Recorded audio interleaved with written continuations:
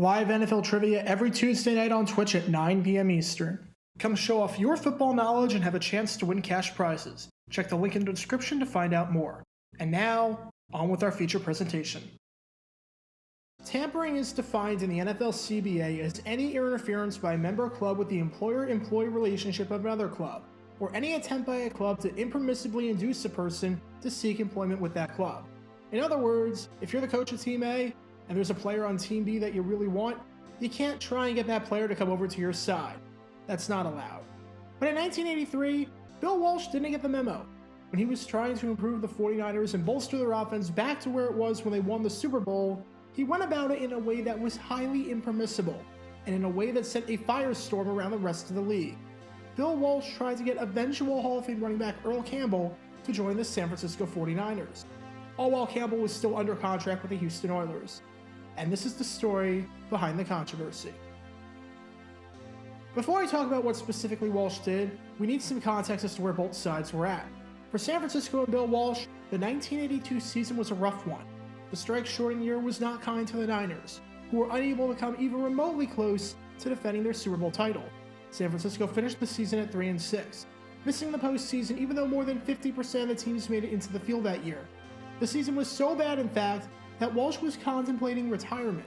He was seriously thinking about hanging it up, to the point where he even asked a bunch of other coaches, from the likes of Dick Vermeil to John Robinson, to take the job. I made a video about that chaotic offseason, which you can learn more about by clicking the card in the upper right corner. But in short, Walsh decided to stay on. However, he knew that the team needed a serious improvement. If San Francisco was going to get back to where they were in 1981, they needed to improve their running game in a big way. To put it mildly, they were awful running the football. Joe Montana was fantastic, leading the league with 17 passing touchdowns while finishing second in passing yards. But the running game was not helping him out at all. San Francisco averaged a mere 3.4 yards per carry. They were second worst in the league in yards per carry average, only ahead of the Cleveland Browns. In fact, they were so bad that the man who led the Niners in that category was Joe Montana. And I'm not sure anyone is thinking of Montana as a runner. If you take Montana out of the equation, the Niners averaged an abysmal 3.2 yards per carry. The leading rusher on the Niners was Jeff Moore, who had just 281 yards. That comes out to an average of slightly over 31 yards per game. Even if this was a 16-game season, if you extrapolate those numbers out, the leading rusher on the Niners would have less than 500 yards, which is terrible. Moore was 32nd in the league in rushing yards at a time where there were 28 teams in the league. With their first-round pick in 1980, the Niners drafted fullback Earl Cooper. He was not a good player, and in 1982 had just 77 yards rushing and no touchdowns. 3 years after spending precious draft capital on him, he was on the trading block. When the season ended, San Francisco had just 740 yards rushing, which was the worst total in the league, and they had severe difficulty moving the sticks with the run game, finishing with the third fewest running first downs in the league. For Bill Walsh, the message was clear. Get a running back. Get someone to take the pressure off of Joe Montana, and get someone that actually keeps drives alive, does well in short yardage situations, and keeps the clock moving. With that, he set his sights on one man in particular. Enter a legend by the name of Earl Campbell. Earl Campbell is one of the greatest running backs of all time. His peak was relatively short, but in his peak there were few as good as he was. In his first 3 seasons in the league, he was named a Pro Bowler 3 times, he led the league in rushing yards 3 times, and he was named the AP Offensive Player of the Year 3 times. It is insanely difficult to lead the league in both rushing yards and rushing touchdowns, and yet he did this in back-to-back years. He was so good that he was named a member of the All-1970s team, despite only playing his first NFL game in 1978. A man like Earl Campbell would be perfect for the 49ers, and this was especially true when you consider the fact that Campbell was unhappy in Houston. His relationship with head coach Ed Biles was not great, as the Oilers were just 1-8 in 1982, which was a far cry from the lovely Blue days of Bum Phillips when he started out. There were multiple instances in the Biles era where Campbell either requested a trade or threatened to sit out. The two sides were on really rocky grounds, and it seemed like Campbell's days in Houston were numbered. That takes us to April 11th, 1983. Bill Walsh was writing a story in the Houston Chronicle with a ghostwriter, and that story made it very clear. Walsh and the 49ers wanted Campbell. I know that writers typically don't make the headlines to their own stories, but when the headlines of your story is 49ers welcome mat out for Campbell, you're not exactly subtle or trying to fool anyone. In this story, Walsh said Earl Campbell is one of the greatest football carriers in football history, and we would like to trade for him. We've talked to the Oilers several times.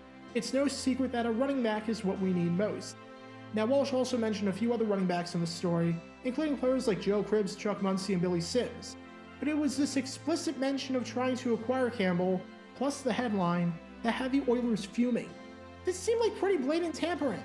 The Oilers were already having problems with Campbell, and now this article comes out that reads like a head coach a year removed from winning the Super Bowl is trying to recruit him while he's still under contract. Safe to say, the Oilers in the NFL had a major problem with this. Walsh defended himself, saying that everything in the article was true, and that the Oilers were trying to trade Campbell to them at the time. Yeah, the NFL didn't buy that excuse whatsoever. After the Oilers complained to the league about this, the league conducted an investigation, and a few months later, in August, the league found that yes, Bill Walsh tampered. Now, by this point, the Niners had given up in their quest to get Earl Campbell. In fact, they gave up a long time ago. 2 weeks after Walsh wrote that article, the Niners got their guy when they traded 2 draft picks, including a 2nd and a 4th rounder, to the Los Angeles Rams for Wendell Tyler. And if that wasn't enough, in the 2nd round, they drafted another running back that you may have heard of by the name of Roger Craig. Now, before I talk about what both of those guys did, let's wrap up this issue with the Oilers. As part of the NFL's findings, the league fined Bill Walsh $10,000. However, Biles and the Oilers were still fuming over this, because $10,000 is a drop in the bucket. Walsh didn't have to pay the fine. Under the terms of the fine, the team would be allowed to pay it, meaning that for violating the rules, Walsh didn't really have to pay a cent. Biles said, "I wish it had been something that would have hurt him. A fine doesn't hurt him. A draft choice would have been better." Campbell would eventually wind up in New Orleans in 1984, the year after, but almost got traded to Washington to play alongside John Riggins. I made a video about that, which you can learn more about by clicking the card in the upper right corner. As for the Niners, they seem to have fixed their problems at the running back position. In 1983, San Francisco went from the worst running team in football to one of the best, finishing 8th in rushing yards and 5th in yards per carry. Wendell Tyler was a Pro Bowler in 1984, and was a key part in San Francisco's title run that year when they won Super Bowl 19. As for Roger Craig, I will absolutely go to bat for him that he belongs in the Hall of Fame.